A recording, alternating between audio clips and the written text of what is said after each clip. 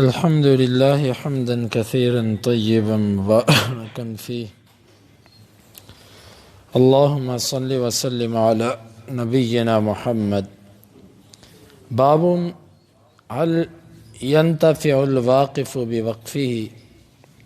یہ باب ہے کیا کوئی چیز وقف کرنے والا اپنی وقف کی ہوئی چیز سے فائدہ اٹھا سکتا ہے؟ وقد اشترط عمر رضی اللہ عنہ لا جناح علی من ولیہ ان یأکل منہا. کوئی حرج نہیں جو اس کا والی بنے کہ وہ اس میں سے کچھ کھا لے. وقد یلی الواقف وغیرہ، اور وقف کرنے والا بھی اس کا والی بن سکتا ہے اور اس کا غیر بھی. وکذالک کل من جعل بدنة او شیئا للہ، اور اسی طرح جو اللہ کے لیے اونٹ یا کوئی چیز وقف کرتا ہے فَلَهُ أَن يَنْتَفِعَ بِهَا كَمَا يَنْتَفِعُ غَيْرُهُ وَإِن لَّمْ يَشْتَرِطْ. بس اس کے لیے بھی اختیار ہے کہ وہ اپنے ہی وقف کیے ہوئے سے فائدہ اٹھا لے جس طرح اس کا غیر اس سے فائدہ اٹھا رہا ہے، اگرچہ اس نے شرط نہ ہی لگائی ہو. امام بخاری کہتے ہیں کہ ہمیں بیان کیا قتیبہ بن سعید نے، وہ کہتے ہیں ہمیں بیان کیا ابو عوانہ نے قتادہ سے، وہ انس رضی اللہ عنہ سے، کہ ان نبی صلی اللہ علیہ وسلم رأى رجلا يسوق بدنه، اللہ کے نبی صلی اللہ علیہ وسلم نے ایک آدمی کو دیکھا وہ اونٹ کو چلائے جا رہا تھا. فقال له اركبها، آپ نے اس سے کہا کہ اس پر سوار ہو جاؤ. فقال یا رسول اللہ صلی اللہ علیہ وسلم انها بدنه، اس نے کہا اللہ کے رسول صلی اللہ علیہ وسلم یہ اونٹ ہے قربانی والا جو منا میں ذبح ہوگا. فقال فی الثالثہ، آپ نے تیسری دفعہ فرمایا، او فی الرابعہ، یا چوتھی دفعہ فرمایا، ارکبها ویلک او ویحک، آپ نے تیسری یا چوتھی دفعہ اس سے کہا سوار ہو جا، تیرے لیے ہلاکت ہو، تیرے لیے افسوس ہو.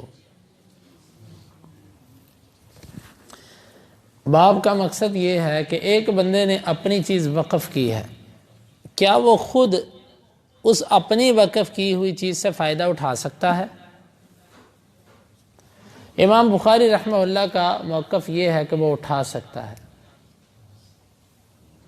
مثلا جس طرح کہ عمر رضی اللہ عنہ نے اپنا جو خیبر سے ان کو زمین ملی تھی وہ وقف کر دی تھی، باغ اپنا، اور وقف کرنے کے بعد یہ کہا تھا کہ جو بھی اس کی نگرانی کرے گا، اس کا مالی بنے گا، اس کی حفاظت کرے گا کھجوروں کے باغ کی، اس کو اختیار ہے کہ وہ اس باغ میں سے اپنی ضرورت پوری کرے. اگر وقف کرنے والا خود ہی اس کا والی بن جاتا ہے، خود ہی اس کی دیکھ بھال کرتا ہے، تو خود وقف کرنے والا اپنے وقف کیے ہوئے میں سے کھا سکتا ہے. اور اسی طرح امام بخاری نے ساتھ یہ بھی لکھا کہ ایک بندہ کوئی چیز اللہ کے رستے میں دے دیتا ہے، اونٹ اللہ کے رستے میں وقف کرتا ہے یا کچھ، اب اس کو اختیار ہے کہ جس طرح دیگر لوگ اس اونٹ سے فائدہ اٹھا رہے ہیں یہ بھی فائدہ اٹھا لے، یہ بھی عام مسلمانوں کی طرح ایک مسلمان ہے. تو اپنے وقف کیے ہوئے سے انسان خود فائدہ بھی اٹھا سکتا ہے.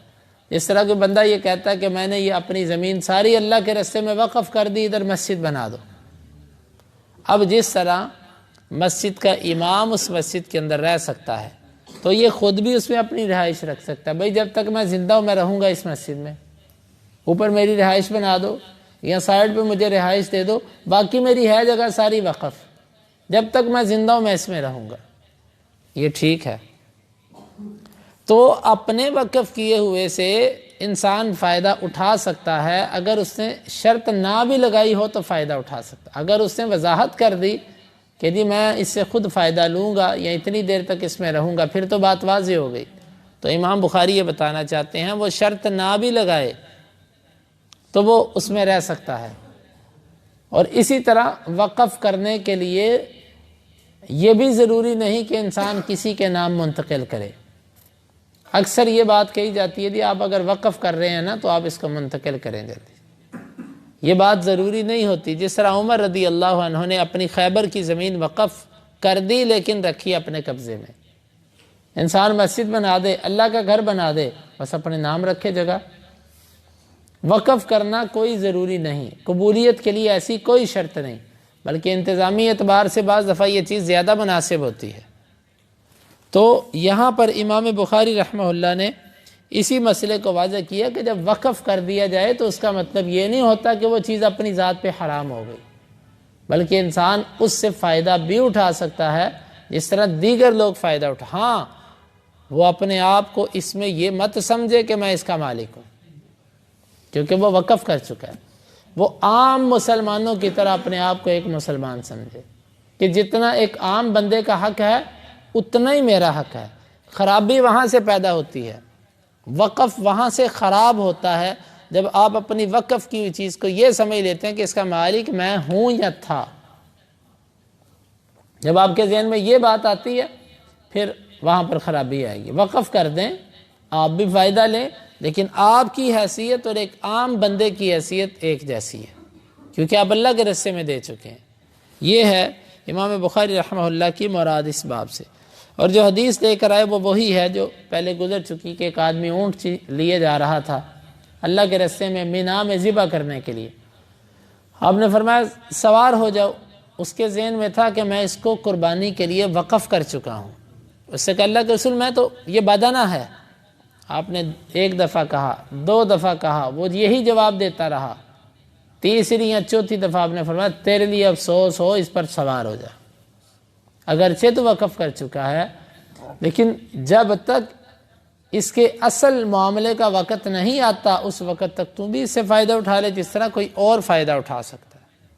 مثلا آپ نے کوئی چیز لا کر بیت المال میں جمع کروا دی. اب بیت المال لوگوں کو دیتا ہے استعمال کرنے کے لیے، لوگ بھی تو فائدہ اٹھا رہے ہیں نا، تو تم بھی فائدہ اٹھا لو. یہ وقف ہو چکا ہے لیکن فائدہ اٹھا لو. یہ امام بخاری رحمہ اللہ کی مراد ہے. اللہ رب العالمین سے دعا ہے کہ اللہ تعالیٰ ان مسائل کو سمجھنے کی اور ان کے تقاضوں کو پورا کرنے کی توفیق عطا فرمائے. اللہم انفعنا بما علمتنا وعلمنا ما ينفعنا وزدنا علما وآخر دعوانا ان الحمد للہ رب العالمین. حدیث نمبر 2754.